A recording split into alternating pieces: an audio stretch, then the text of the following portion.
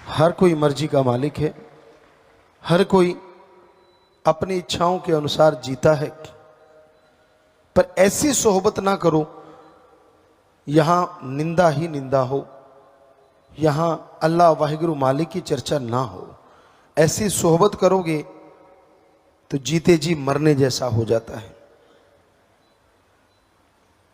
क्योंकि जिसकी आदत बन जाती है निंदा चुगली करना, वो किसी को नहीं छोड़ता। उसके सामने से कोई गुजर गया, ये फलां ऐसा है, फलां ऐसी है, ये तो है ही ऐसी, ये तो है ही वैसी। अब आप उसका संग करते रहते हो, उसके साथ बैठता दिन किच किच किच किच किच किच किच किच। एक ही काम होता है उनका, काम ना राम नाम जपना, ना सेवा करना, ना किसी को मालिक से जोड़ना। सारा दिन मर गए हाय तौबा, मर गए हाय तौबा। जिसको मर्जी देख लो जो टेंशन में पड़ा है, चाहे वो शादीशुदा है चाहे कुंवारा है, भक्ति करने वाला हो या दिखावा करने वाला हो, उनके साथ ऐसा होता ही होता है कि वो टेंशन में रहते हैं, परेशानियों में जीते, बिना वजह की टेंशन। अब देखिए घर गृहस्थ है, उसमें बाल बच्चे परिवार, टेंशन तो आदमी को हो ही जाती है, गृहस्थी आदमी को। लेकिन इतनी भी टेंशन क्या कि सारा दिन मर गए जी गए, मर गए जी गए। मालिक पे छोड़ो, कोई राज होगा। अगर आपकी फरियाद नहीं सुनी जा रही तो कोई ना कोई राज होगा, आप नहीं समझ पा रहे। और अगर आपको यही समझ नहीं आ रही तो फिर आप रूहानियत को नहीं समझ पा रहे। अगर आपका दृढ़ यकीन है, आप सुमरण करते हैं, वचनों के पक्के हैं, हो नहीं सकता कि वो सुने ना, हो ही नहीं सकता।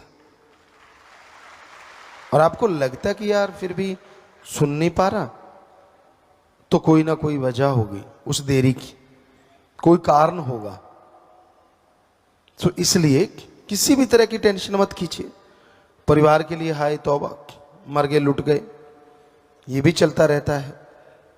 ठीक है, परिवार के लिए आपका कर्तव्य बनता है, आपका फर्ज बनता है, कर्तव्य का निर्वाह करो, फर्ज अता करो, मेहनत करो, कड़ा परिश्रम करो, तो जरूर कर्तव्य का निर्वाह कर पाओगे। सुमन करने से शरीर तंदुरुस्त, परिवार तंदुरुस्त, टेंशन से तो कुछ होने वाला नहीं। अब बात करते हैं त्यागी तपस्वी, उनके भी 3:45 बजे रहते हैं। जब देखो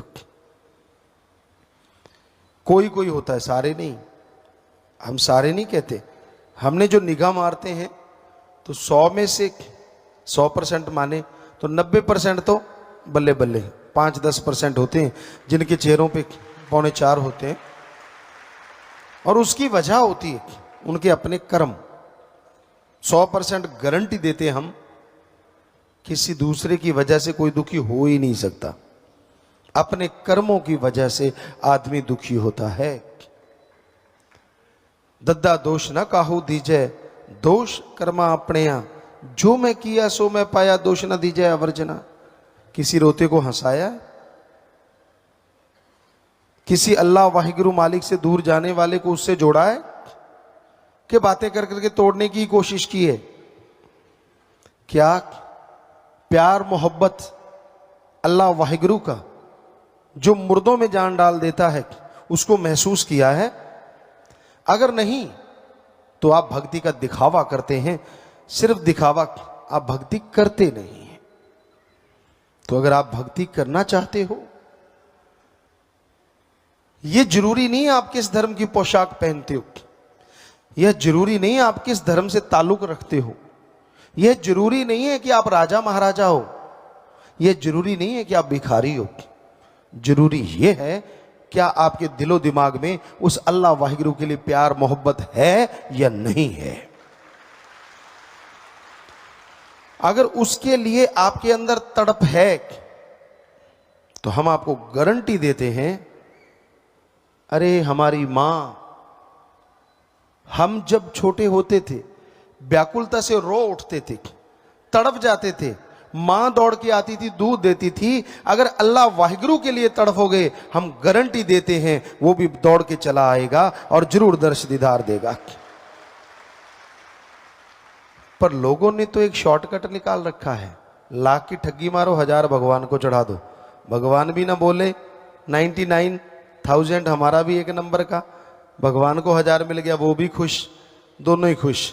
तो ये शॉर्टकट गलत कट है, ये सही नहीं है। क्योंकि अल्लाह वाहिगुरु राम गॉड कभी पैसा लेता ही नहीं। यही तो गड़बड़ हुई पड़ी है। हम सच्ची बात कह देते हैं, लोगों को चिंगारी लगती। सच तो यही है, पवित्र गुरुबाणी, चारों वेद, महाभारता, पवित्र कुरान शरीफ, पवित्र बाइबल और भी जितने पवित्र ग्रंथ हैं हमने पढ़े एक विज्ञान की दृष्टि से। हमें कहीं नहीं मिला अल्लाह वाहिगुरु गॉड खुदा राम को पैसा दो, कहीं नहीं मिला। वहां तो ये लिखा हुआ है मालिक से मांगो। हमारे हिंदू धर्म में लिखा है, वेदों में लिखा है। क्या लिखा है पवित्र वेदों में?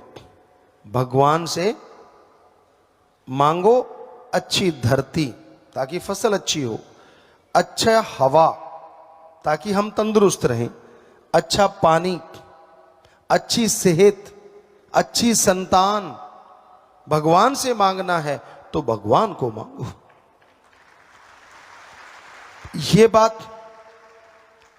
हमारे सिख धर्म में गुरु साहबानों ने फरमाया है, जो मांगे ठाकुर अपने से सोई सोई देवे, लेवे नहीं देवे।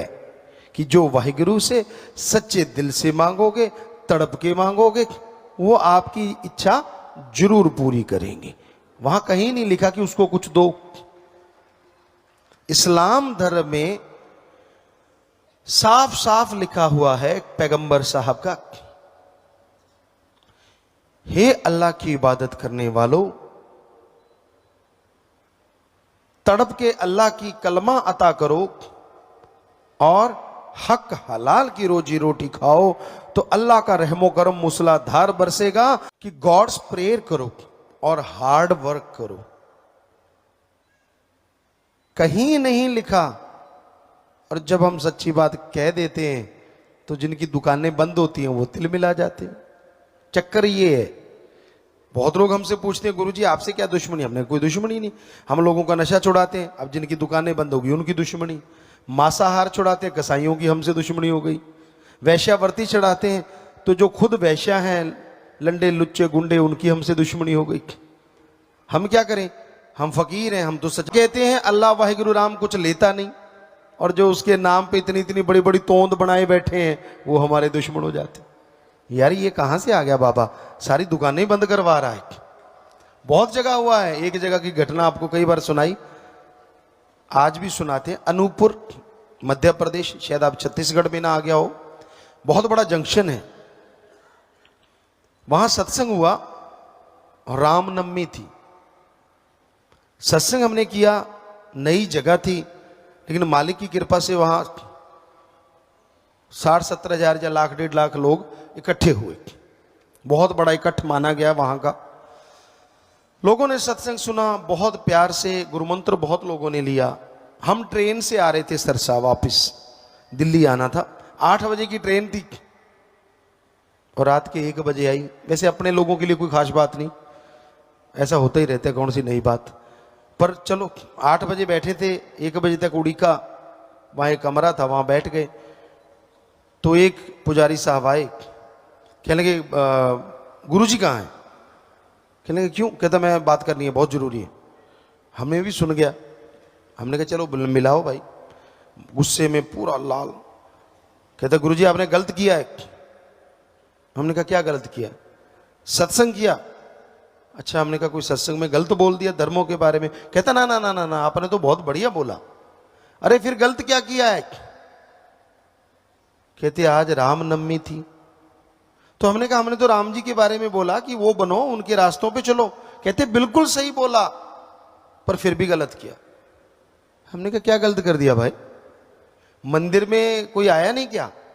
कहता गुरुजी मंदिर में आगे से 10 गुना लोग आए। हमने कहा फिर क्या गलत कर दिया? कहता आए तो 10 गुना ज्यादा, पर आए सारे खाली हाथ। आत्मिक शांति हमेशा रहती है।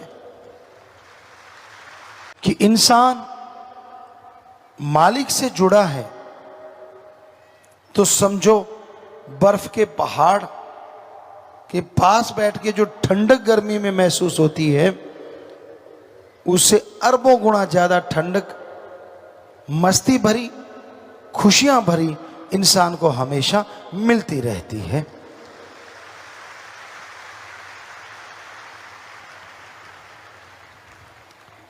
तो आप एक नियम बना लो,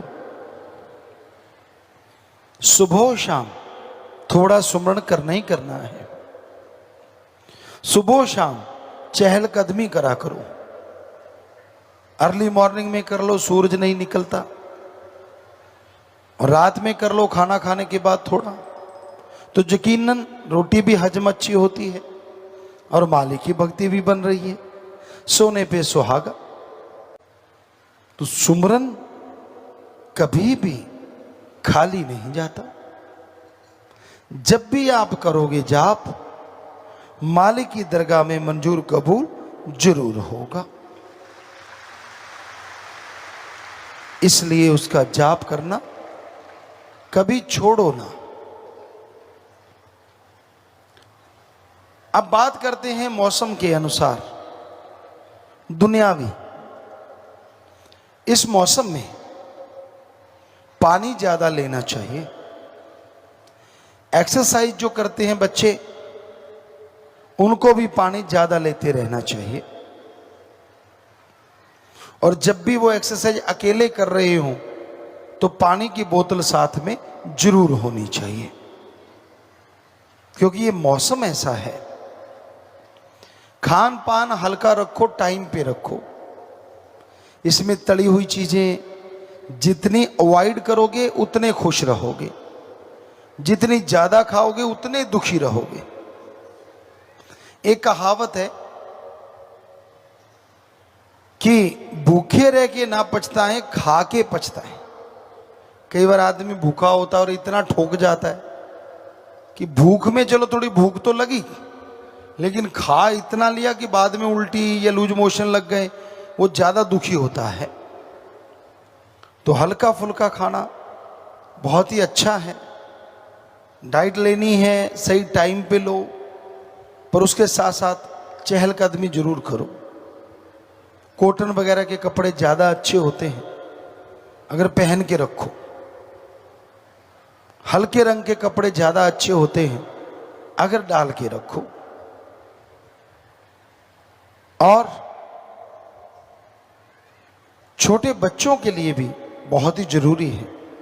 असल तो लू में लेके ना जाओ, और ले जाना भी पड़े तो उसे मां का दूध और पानी वगैरह पिलाते रहिए। और जितना हो सके हल्के कपड़े से, कॉटन वगैरह से शरीर को ढांप के रखिए। ਧੰਨ ਧੰਨ ਸਤਿਗੁਰੂ ਤੇਰਾ ਹੀ ਆਸਰਾ। ਗੁਰੂ ਜੀ ਦੀ ਪਿਆਰੀ ਸੰਗਤ ਨੂੰ ਨਿਵੇਦਨ ਕੀਤਾ ਜਾਂਦਾ ਹੈ ਕਿ ਹਰ ਰੋਜ਼ ਸਤਸੰਗ ਸੁਣਨ ਦੇ ਲਈ ਸਾਡੇ ਚੈਨਲ ਡੇਰਾ ਸੱਚਾ ਸੌਦਾ ਨੂੰ ਸਬਸਕ੍ਰਾਈਬ ਕਰ ਲੈਣਾ ਜੀ।